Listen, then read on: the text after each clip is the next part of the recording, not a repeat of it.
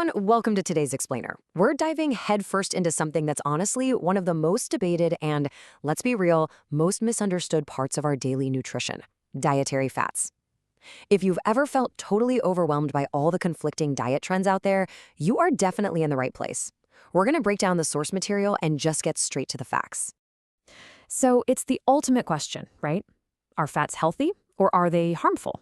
Are they our biological friends or our nutritional foes?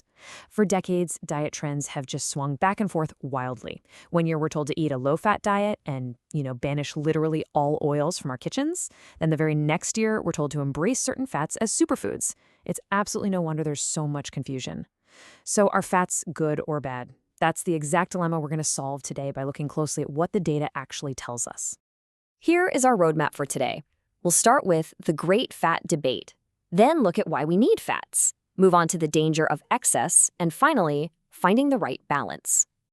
Section 1. The Great Fat Debate, Demystifying the Stigma Around Dietary Fats. Right off the bat, the source material makes one thing incredibly clear. We really need to drop this misconception that all fats are inherently bad. Actually, scratch that. It's more like we need to reframe it entirely. A true balanced diet is one that includes fats as a totally essential component. The negative health effects, well, they don't come from fat itself, but really from two specific mistakes: choosing unhealthy fats or simply consuming way too much of them. It's really all about making careful, informed choices. Moving to Section 2, why we need fats. They are kind of the biological superhero of the body. Okay, so the key number you gotta remember here is 9. Fats provide 9 calories per gram. To put that into perspective, that makes fat the single most concentrated source of energy for the human body. When you consume fats, you're taking in this super dense, highly efficient fuel source that keeps your engine running. It's basically a massive energy punch packed into a really tiny package. But hey, it isn't just about raw energy. Fats are actually the vital key that helps us absorb fat-soluble vitamins. We're talking vitamin A, vitamin D, vitamin E, and vitamin K. Without dietary fats, your body literally cannot properly absorb these vitamins, and we desperately need them. The data shows these specific vitamins are absolutely crucial for your vision, your bone health, your immunity, and even your blood clotting. Fats are the delivery mechanism that makes all of that magic happen. And moving beyond the microscopic level, fat acts as a literal protective cushion around your most vital organs, like your heart and your kidneys. Think of it like a built-in shock absorber protecting you from physical injury. Plus, on top of that, a layer of fat beneath the skin helps reduce heat loss. It maintains your body temperature and keeps you warm. It's essentially your body's natural insulation and armor, all rolled into one. Fats also juggle two more foundational roles. First, cell membranes. Fats are a massive building block here, supporting normal growth and the repair of healthy cells throughout your entire body. And then there's hormone production.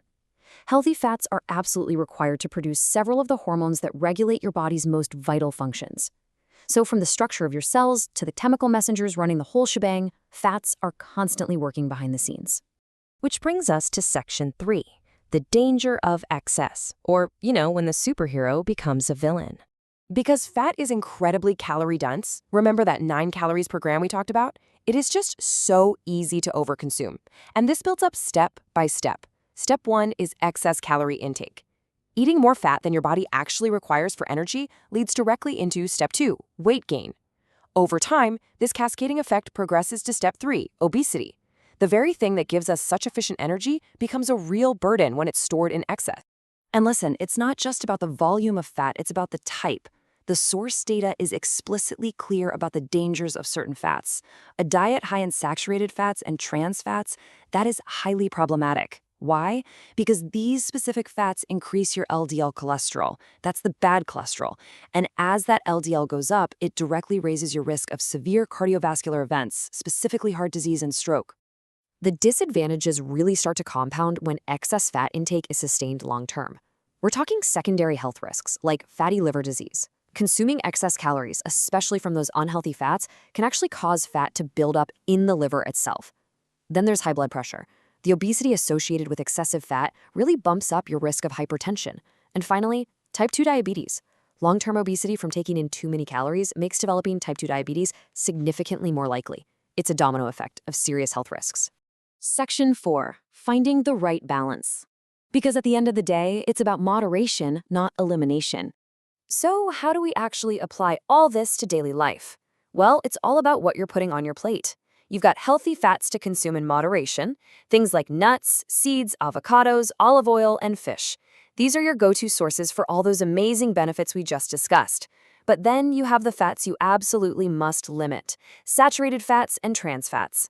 By shifting your diet to favor those healthy sources over the bad ones, you get to harness the true power of fats while protecting your long-term health. I really want to highlight this powerful summary straight from our source material. Fats are not the enemy. It's not about eliminating fats from your diet.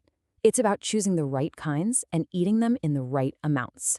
That is exactly the core thesis of everything we've looked at today: source quality and moderation.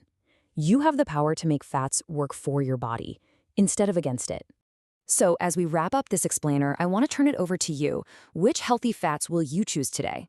Are we thinking some avocado on your toast, maybe a handful of almonds as a snack, or cooking dinner with a good splash of olive oil? Take this knowledge, apply it to your very next meal, and keep your body fueled the right way. Thanks so much for learning with me today, and I'll see you in the next explainer.